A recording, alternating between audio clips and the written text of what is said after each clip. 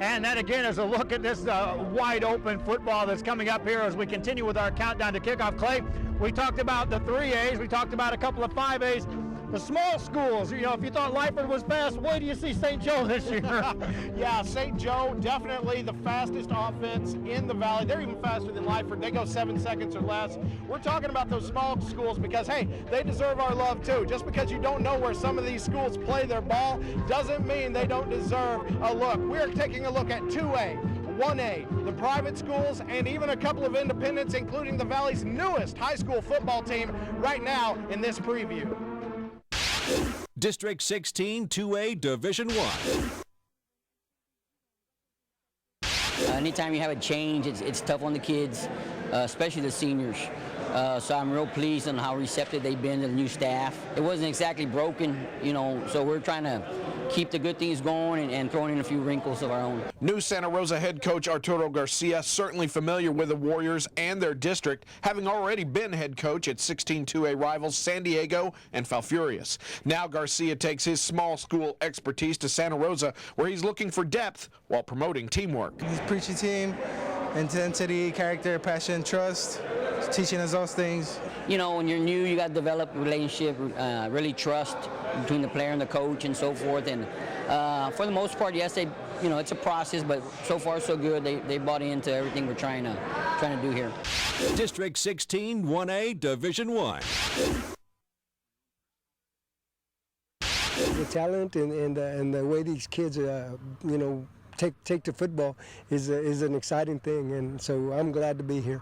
Joe Salinas at La Villa, take 2. The veteran coach returns to the Delta for his second stint with the Cardinals. Big changes on defense and on offense, where the transition from spread to slot T is one the coach thinks will make third-year starting quarterback Robert Serna even more dangerous. With him and being a mobile quarterback, one that's really accurate in throwing the football, I think it's going to make teams have to work a little harder to prepare. I want to go deep in playoffs and take the district title again and keep on going and be the last team standing. District champs! I've seen a lot of improvement from last year. We're stronger, faster, and we're more fluent in running plays. The second year of varsity football at Monte Alto not only bringing more experience to the Blue Devils, it also brings a new head coach in Carlos Castillo. Castillo, formerly an assistant at PSJA, is surprised at the depth of small-town support he sees for his team. The parents are the ones coaching. My son misses tell me, and they'll leave work to come to drop them off. They want to make sure their son is here in practice, and that commitment from the parents and the athletes is awesome. You know, the whole community is around us right now, and the support is there, and these kids are feeding off of that. We got 5 coaches instead of 3, and everything's going better, and I see a coach for every position out there, so it's pretty good going right now. The Santa Maria football program made the commitment to hire new coaches. Now they hope the number of players gets a bump up as well. Rolando Aguirre takes over as head coach, while the man who held that position last season, Frank Muir, gets bumped down to defensive coordinator. A strange arrangement that seems to be working. The kids like him, the kids like to be by him and so forth, and he's shown that he's part of the team, okay, and that's what it takes. Every coach has to be together in order to get this thing done. We really grew fond of our old coach, and we need to have him here with a new coach. The new coach brings a lot of experience and a lot of work, and the old coach has our spirit and has our hearts. Private schools and independents. It's good for us to have these guys, you know, connect with the younger guys, and then they learn from them, and then they pass it on, and you know, that's what we want. We want to create a tradition, in a sense, that, you know, keeps going from year to year. Tradition plays another factor for St. Joseph Academy football, giving the new arrivals a jump start in learning the Bloodhounds' no-huddle, hurry-up offense, a scheme the coach believes will lead to even more scores this season, and the quarterback admits he can't play without. It's funny, you know, the first years were hard, getting all those signals and signs from the coaches, and since we've been a tempo-based offense, you know, it's better for me now that I got it going on real fast. I want to see the speed a little faster. You know, to us, I think that's going to be our key, is to keep that game moving quickly. This team is not like the other teams, but we're growing as a family, and that's what keeps us together.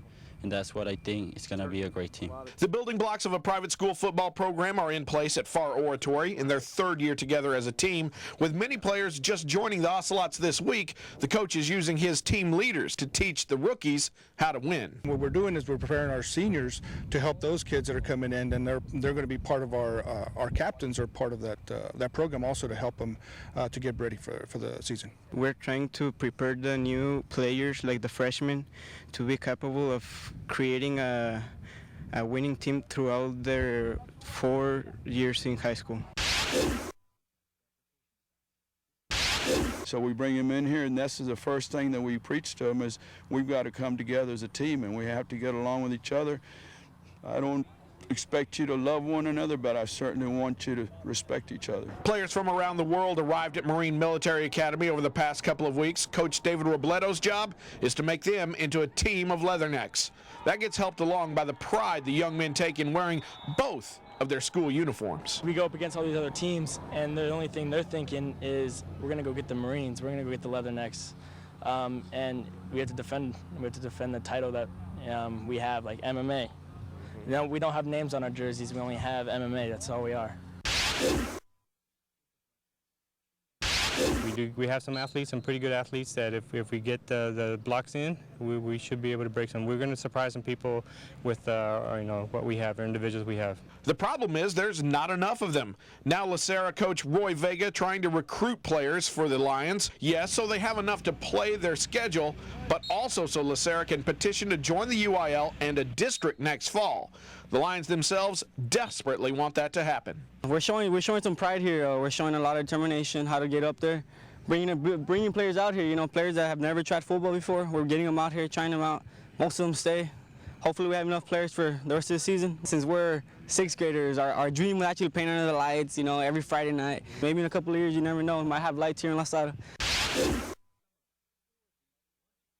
It's been kind of hard for me personally because I've always wanted to play as a Redskin, but it's all good because I get to play for Coach Salcedo now, the Donna North Chief.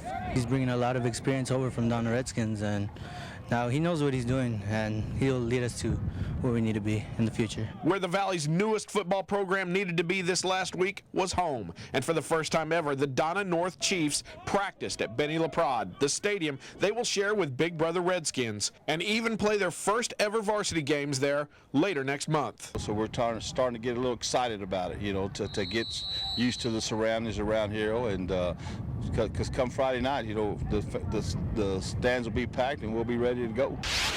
Private schools and independents.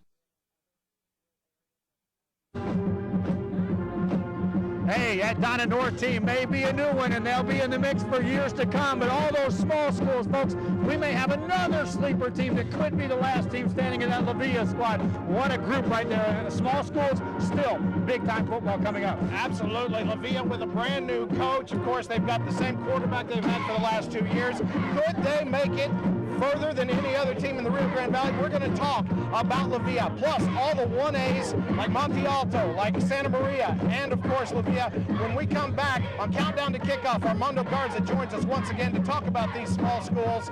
We're going to give them some love. It's all when we come back on Countdown to Kickoff, ValleyCentral.com and Action 4 Sports. Look at the 2013 high school football season. We'll be right back live from Sherrylands Rattler Stadium in Mission.